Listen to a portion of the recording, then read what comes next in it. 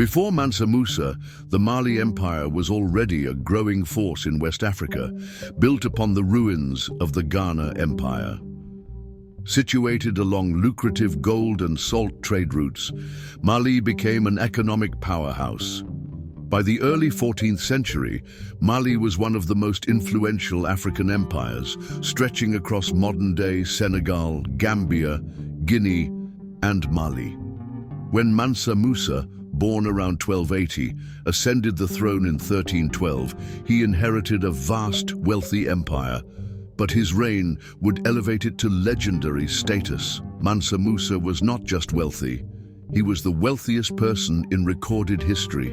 Controlling nearly half of the world's gold supply, his empire flourished through extensive trade with North Africa, the Middle East, and even Europe. Under his rule, cities like Timbuktu and Gao became centers of culture, learning, and commerce.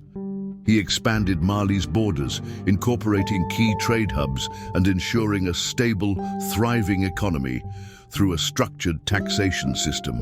Mansa Musa's Hajj, pilgrimage to Mecca, is one of the most famous journeys in history. He traveled with an entourage of 60,000 people, including soldiers, officials, and enslaved people, all clad in finely embroidered gold and silk robes. He carried so much gold that he devalued the metal's worth in Egypt for a decade after flooding the market with lavish gifts.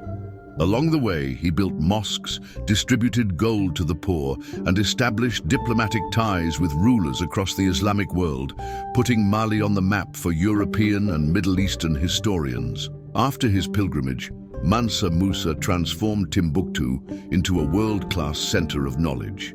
He financed the construction of the Jingareba Mosque and established the University of Sankore, attracting scholars from all over the Islamic world.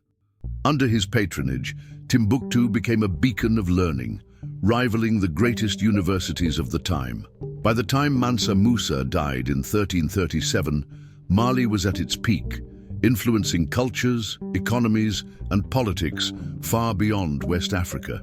His wealth and achievements were so astonishing that even European cartographers included him in maps, depicting him as a king holding a massive golden nugget.